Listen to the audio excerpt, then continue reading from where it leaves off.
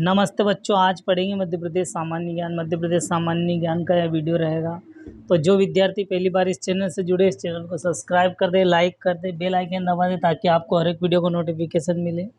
Video अच्छा लगे तो दोस्तों में ज़रूर शेयर करें ताकि इस वीडियो के माध्यम से उनको भी कुछ ज्ञान मिल सके। ये मध्य प्रदेश महावीर बुक का सॉल्यूशन है। मध्य प्रदेश महावीर बुक का सॉल्यूशन है। मध्य प्रदेश का इतिहास एवं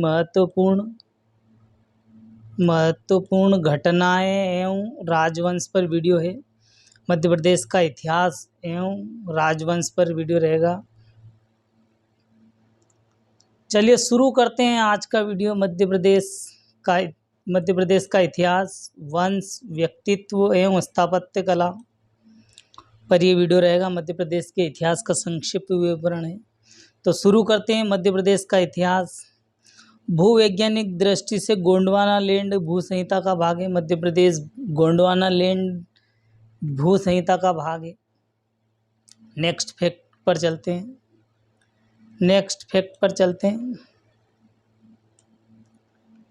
मध्य प्रदेश का इतिहास की चर्चा चल रही थी। मध्य प्रदेश का इतिहास की चर्चा चल रही थी। मध्य प्रदेश का इतिहास प्राग ऐतिहासिक काल को देखेंगे। इसमें प्राग ऐतिहासिक काल में पाषाण काल, ताम्र पाषाण काल। पाषाण काल में 42 लाख ईसा पूर्व, पाषाण काल 42 लाख ईसा पूर्व से 4000 ईसा पूर्व। ताम्र पाषाण काल 2800 से 700 ईसा पूर्व। प्राग ऐतिहासिक काल में पाषाण काल में भी ताम्र पाषाण काल और पाषाण काल में भी पूरा पाषाण काल, मध्य पाषाण काल, उत्तर पाषाण काल और नव पाषाण काल। इन्हें पूरा पाषाण काल, मध्य काल, उत्तर पाषाण काल में बांटा गया। नेक्स्ट पर चलते हैं। प्राचीन काल में वैदिक काल, महाकाव्य काल, जनपद काल, मौर्य काल, मौर्योत्तर काल का वीडियो रहेगा। मध्यकाल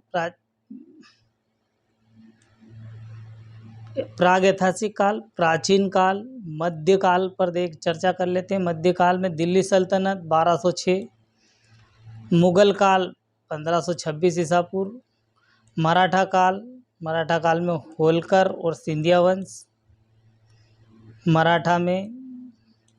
मराठा काल में होलकर और सिंधिया वंश पर पढ़ेंगे। कुछ और देख लेते हैं इंपॉर्टेंट फैक्ट। आधुनिक काल में ब्रिटिश काल और 1857 की क्रांति। ये मध्य प्रदेश के संक्षिप्त विवरण मैंने आपके सामने प्रस्तुत किए। अब चलते हैं फैक्ट पर, जहाँ से प्रश्न बनने की संभावना है। मध्य प्रदेश के इतिहास में प्रश्न यहाँ से बनते हैं। ये तो कुछ बेसिक स्ट्रक्चर था जो मैंने आपके सामने प्रस्तुत किया। शुरुआत से देखेंगे।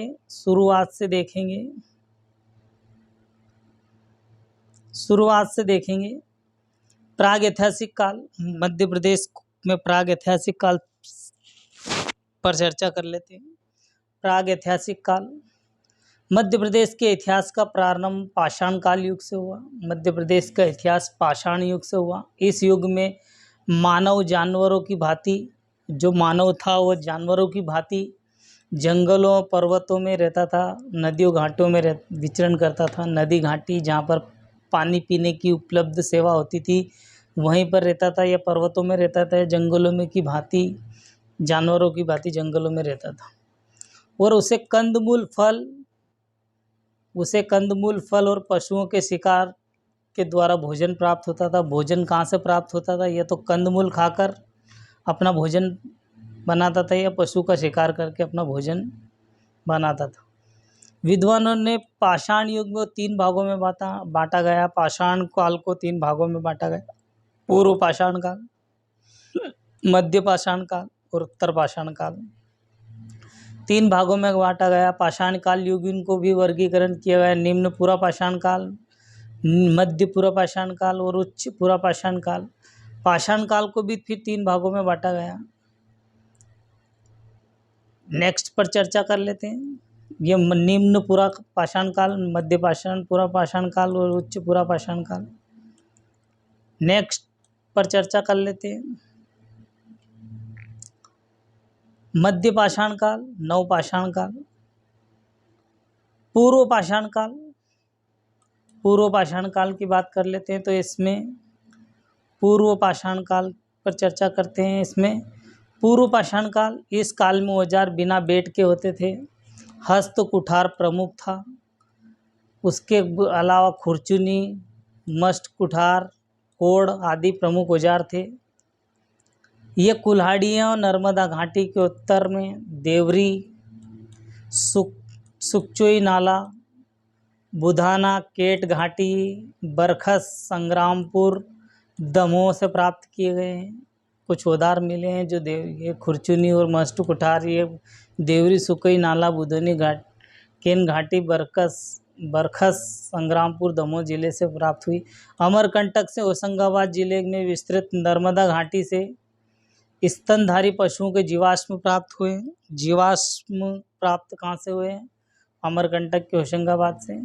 मध्य प्रदेश में अभी तक अग्नि, कुंडाला, गेर, चंबल, नर्मदा, रेतम, लोनार, बांध, विला, धसान, परियात, पर्वती, बेनगंगा, बीना नदी, बेतवा, अंसेर, गंजई, मुनि, मुचकुंदा, सोन, हिरण आदि नदियों घाटियाँ, ये जो नदियाँ हैं इनमें पाषाणकालीन अवशेष पाए गए हैं। पाषाणकालीन अवशेष कहाँ से मिले हैं? ये सारे नदी के किनारे, जैसे मैंने आपको बताया नदी के किनारे। इसमें अग्नि, कुंडाला, गिर, चंबल, नर्मदा, रेतम, लोनार, बांध, बिला, धसान, परियर, पार्वती, वेनगंगा, बेतवा, असनर, गुंजई, मुखचंदा आदि, सोन, हिरन आदि नदियों से पाषाण काल के अवशेष मिले हैं। अवशेष के आधार पर कहा जा सकता है कि मनुष्य ने नदी घाटियों मनुष्य ने नदी घाटियों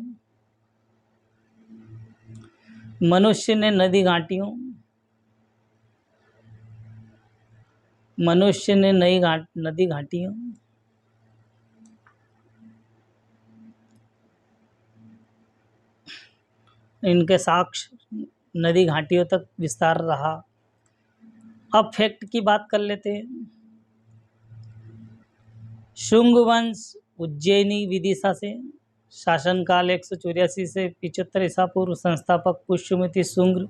ब्राह्मण काल उज्जैनी से 184 से 148 उज्जैन ईसा पूर्व। अग्निमित्र राजधानी विदिशा 184 से 140। ये सारे राजा हुए। शुंग काल के सब राजा हुए हैं। ये पाषाण काल, ऐतिहासिक काल पढ़ा अपन ने। ये शॉर्टकट दे रखा दोस्तों, तो मैं भी आपको शॉर्टकट ही बताऊंगा। वसुज्येष्ठ, वसुमित्र, अभोग, बग्ध, भाग, भ्रद, बेसनगर, होलिडर के गुरुड़ स्तंभ से संबंधित। पुलिकचंद, ये घोष, वजुमित्र, भागवत, देवभूति, अंतिम शासक 75 ईसा पूर्व। कुछ और देख लेते, इसमें छूट तो नहीं गए। वाकाटक वंश की बात हो रही है। सातवाहन पर चर्चा कर लेते हैं। तो गौतमीपुत्र शतकर्णी सातवाहन का पराक्रमी राजा था। इसने साम्राज्य अनूपपुर महेश्वर के आसपास निमाड़ में था। महेश्वर के आसपास निमाड़ का क्षेत्र, पूर्वी मालवा भी था, पूर्वी पश्चिमी मालवा भी शामिल था। उज्जैन में भी इसके साक्ष्य मिले। गौतमीपुत्र के पश्चात इसका पुत्र वशिष्ठी पुलगामी, इसके सिक्के भिलसा देवास से प्राप्त हुए। इसके शासनकाल में 123 से 154 था। अंतिम सम्राट यज्ञश्री सतकर्णी था, जिसका शासनकाल 165 से 93 तक था। मध्य प्रदेश में इसके सिक्के बेसनगर, तेवर, देवास से प्राप्त हुए। ये सातवाहन पर चर्चा चल रही है। दक्षिणी कौशल सातवाहनों का उल्लेख चीनी यात्री हानसेंग के द्वारा विवरण किया गया। हानसेंग सातवाहन के शासनकाल में चीनी यात्री हानसेंग आया था। इसकी पुष्टि बिलासपुर जिले में शक्ति के निकट गुंजी अभिलेख से भी होती है, जिसमें सातवाहन राजा कुमारदत्त का उल्लेख है। इस काल में रोम का व्यापार बढ़ गया था। सातवाहन काल में रोम का व्यापार बढ़ गया था, इसलिए रोम के सिक्के कुछ इसके अलावा आवा व चकुरबाड़ा से प्राप्त हुए। नेक्स्ट फैक्ट की चर्चा कर लेते हैं। वाकाटक वंश उज्जैनी का राजा था। संस्थापक विंध्य प्रथम था 250 से 270, प्रवरसेन प्रथम 270 से 303, ज्येष्ठ शाखा गौतमीपुत्र, वत्सगुल्म शाखा रुद्र प्रताप प्रथम, गौतम पुत्र के प्रथम, पृथ्वीक्षेण प्रथम, रुद्र प्रथम, विंध्य शक्ति प्रथम, प्रवरसेन द्वितीय, दिवाकर सेन 405 से 420, दिवाकर सिर्फ प्रवरसेन द्वितीय 420 से 450, पुत्र 410 से 450। ये सब सातवाहन वाकाटक वंश का संस्थापक उनके नाम हैं। देवसेन, हरिसेन, पुत्र नाम अज्ञात, नरेंद्र सेन, पृथ्वी सेन द्वितीय। नेक्स्ट पर चलते हैं। ये शॉर्टकट में आपको ये वीडियो बताया गया। नरवर शाखा कच्छ फगात राजवंश की तीसरी शाखा नलपुर, प्राचीन नलपुर राज्य करती थी। इस वंश का अंतिम शासक वीर सिंह एकमात्र प्रतापी था, जो कि 1077 में प्रचलित हुआ था, नरवर से प्राप्त हुआ था। इसमें दिए गए वर्णन के अनुसार इसका सर्वप्रथम शासक गगन सिंह था। गगन सिंह का उत्तराधिकारी शरद सिंह हुआ। ये वाकाटक वंश की बात हो रही है। नरवर में कच्छवाद वंश, गगन सिंह देव, शरद सिंह देव, वीर सिंह देव, इसमें और चर्चा कर लेते हैं। इधर कुछ छूटा हुआ है। त्रिपुरी के कल्चरी देख लेते हैं। त्रिपुरी के कल्चुरी देख लेते हैं। त्रिपुरी के कल्चुरी वापर देवराज, शंकर गणत प्रथम, लक्ष्मण प्रथम, कोक्कल प्रथम, शंकर गणत द्वितीय, मधुतुंग प्रसिद्ध धवल, रणवीर सिंह, रणवीर ग्रह, बालहर्ष 910 से 915, युवराज देव प्रथम 915 से 945, लक्ष्मण द्वितीय 945 से 970, शंकरगण द्वितीय 970 से 980, युवराज द्वितीय 980 से 900, कोक्कल द्वितीय 915 से 1000, गंगोई देव 1015 से 1040, कर्ण देव 1041 से 1072, यज्ञ कर्ण 1073 से 1000, गया कर्ण 1023 से 1053, नरसिंह, जय सिंह, विजय सिंह, अजय सिंह, त्रिल्लोमल, ये सब राजा हुए। कुछ और फैक्ट देख लेते। कल्चुरी वंश की बात कर लेते हैं। कल्चुरी वंश पर चर्चा कर लेते हैं थोड़ी। कल्चुरी वंश मध्य प्रदेश में कल्चुरी वंश पर चर्चा कर लेते हैं। मध्य प्रदेश में नहीं भारतवर्ष में भी कल्चुरी नरेशों की कई दृष्टि से महत्वपूर्ण है। 550 से लेकर 1740 में लगभग 1200 वर्ष तक की अवधि में कल्चुरी नरेश ने शासन किया था और दक्षिण में स्थित भारत के उत्तर से दक्षिण तक स्थिति में प्रदेश में अन्य राज्य तक चलाया।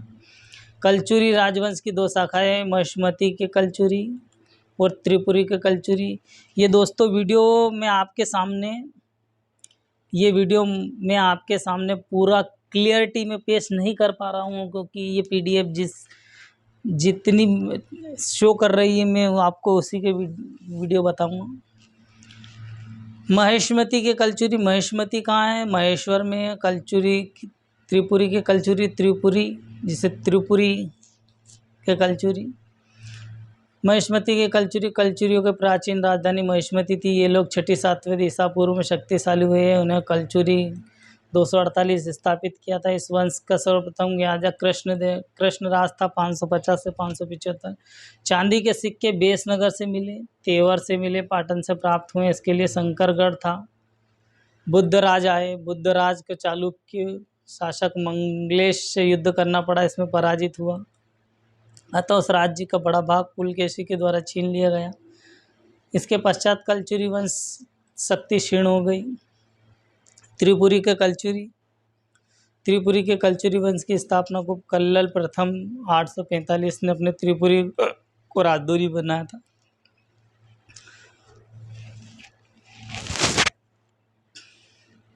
कक्कल प्रथम ने 845 में त्रिपुरी को राजधानी बनाया था। चालुक्यों को पराजित होकर महिष्मती त्रिपुरी आ गए थे। कोक्कल प्रथम प्रतिहार भोज व सामंतों से युद्ध में हराए गए थे। कोक्कल के बारे में बिलहरी जबलपुर से जानकारी मिलती है। नेक्स्ट फैक्ट की बात, इसमें समस्त पृथ्वी को जीतकर दक्षिण में कृष्णराज, उत्तर में भोज के 2 कीर्ति स्तंभ स्थापित किए। इसके बाद में संक्रमण लक्ष्मण युवराज शासक बने। प्रसिद्ध कवि राजशेखर युवराज प्रथम के दरबार में रहते थे। युवराज प्रथम ने गौड़ व कलिंग शासक को पराजित किया था। कलिंग को पराजित किया था, कलिंग शासकों को पराजित कर दिया था युवराज प्रथम ने। नेक्स्ट पर चर्चा कर लेते हैं। कलचुरी के शासक राजशेखर कृत विद्यासाल भंजी का युवराज को उज्जैनी भुजंग कहा गया था। भुजंग राजशेखर कृत विद्यासाला भंजी का में युवराज को उज्जैनी का भुजंग कहा गया। युवराज प्रथम दरबार में होते राजशेखर में कावल में मास व विद्यासाला भंजिका की रचना की थी। विद्यासाल भंजिका की रचना किसने की थी? युवराज प्रथम ने की थी। नेक्स्ट राजवंश पर आते हैं। परमार वंश को देख लेते हैं। परमार वंश की राजधानी उज्जैन और धार थी। उपेंद्र थे 9वीं शताब्दी में। शुरुआत से देखते हैं। वीर सिंह प्रथम, सियक प्रथम, वाकपति प्रथम, वीर सिंह द्वितीय। सियक को भी फिर 2 भागों में बांटा गया। उत्पल वाजपति द्वितीय, अनुराज और चंदन 1000 से 1055 ईसा पूर्व। नेक्स्ट पर चलते हैं। सियक द्वितीय सिंधुराज कुमार नारायण सिंह 9 संवहाक। भोज प्रथम, जय सिंह प्रथम, लक्ष्मण देव प्रथम, उदयादित्य। जय सिंह प्रथम के भी नरसिंह वर्मन, यशोवर्मन के भी जयवर्मन, विंध्यवर्मन, संभुट वर्मन, अर्जुन वर्मन प्रथम, लक्ष्मी वर्मन, हरिश्चंद्र। इसमें भी यशोवर्मन में देवपाल, उदयवर्मन, जुतिन देव, जयवर्मन द्वितीय, जयसिंह द्वितीय, अर्जुन वर्मन द्वितीय, भोज द्वितीय, महकल देव जी। नेक्स्ट पर चर्चा करते हैं। बस आज के लिए इतने ही राजा हुए राजा भोज में इतने ही राजा हुए।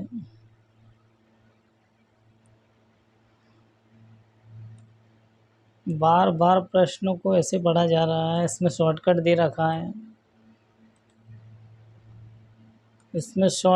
रखा है। ओरछा को धार्मिक महत्व के कारण वर्धमान बुंदेलखंड का अयोध्या का नाम से जाना जाता है। 531 में रुद्र प्रताप बुंदेला ने ओरछा की नींव रखी थी।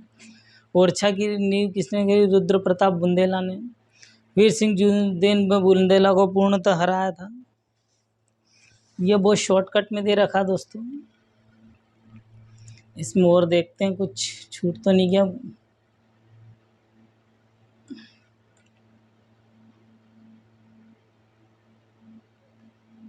बुंदेला राजवंश पर थोड़ा सा और आया। बुंदेला पर प्रश्न बनने की संभावना। बुंदेला साम्राज्य की राजगद्दी पर बैठा था मधुकर शाह। अपने माथे पर बड़ा सा तिलक लगाते थे, जो आज भी बुंदेलखंड में मधुकर शाह जी तिलक के रूप में प्रसिद्ध है। मधुकर शाह की रानी कुमार गणेश थी, जो राम भक्त थी। रानी कुंवर गणेश अयोध्या की भगवान श्री रामलीला की प्रतिमा लाई थी। ओरछा में राजा राम मंदिर सरकार की स्थापना हुई थी। ओरछा में जो राम राजा मंदिर की स्थापना किसने की थी? तो बुंदेला राजा ने की थी। ओरछा में बुंदेलखंड को अयोध्या कहा जाता है। ओरछा में बुंदेलखंड को अयोध्या कहा जाता है। मधुकर शाह राज दरबार में आचार्य केशवदास को जन्मश्रेय प्राप्त था। राजा मधुकर शाह ओरछा में चतुर्भुज मंदिर और राम राजा मंदिर का निर्माण करवाया था। वीर सिंह बुंदेला देख लेते हैं। मधुकर शाह के पश्चात 1592 में वीर सिंह बुंदेला जुदेव बुंदेला शासक बने। वीर सिंह जुदेन बुंदेला मुगल शासक जहांगीर के मित्र संबंध थे। जहांगीर के कहने पर वीर सिंह बुंदेला ने 1602 में अबुल फजल की हत्या कर दी थी। तो अबुल फजल की हत्या किसने की थी? वीर सिंह बुंदेला ने।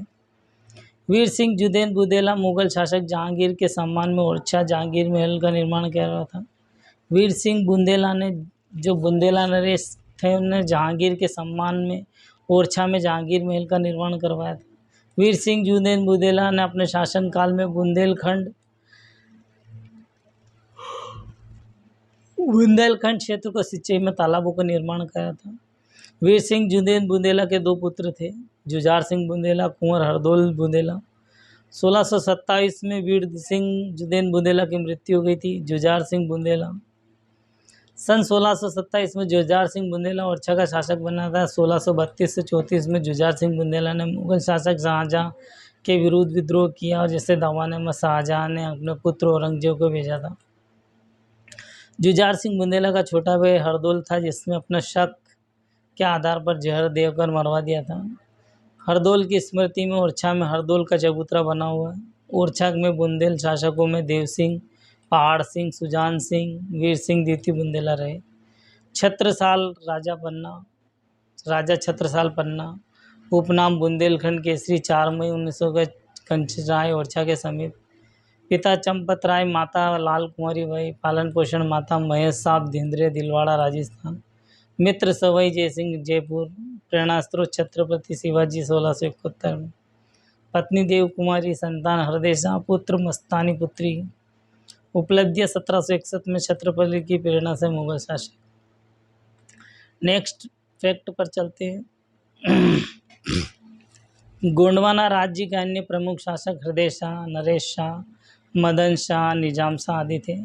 नरेश शाह ने मंडला में नर्मदा नदी के तट पर बघेलीन महल का निर्माण करवाया था। बघेलीन महल का निर्माण किसके द्वारा करवाया था? तो नरेश शाह के द्वारा करवाया था। गोंडवाना वंश का वंशज शंकर शाह रघुनाथ शाह थे, जिन्होंने 1870 की क्रांति में ब्रिटिश हुकूमत के विरुद्ध विद्रोह किया था। उनकी शहादत हुई थी। नेक्स्ट पर फैक्ट की बात करते हैं। गोंडवाना राजवंश पर टिप्पणी कर लेते हैं। गोंडवाना राजवंश पर टिप्पणी कर लेते हैं। 1857 की क्रांति आ गई इतनी जल्दी।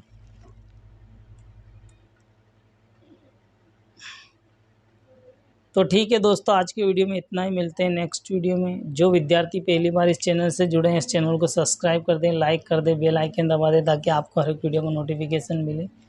वीडियो शॉर्टकट में था, इसलिए मैंने इतना ही वीडियो बनाया। मिलते हैं नेक्स्ट वीडियो में। तो आज के लिए इतना ही। जय हिंद, जय भारत।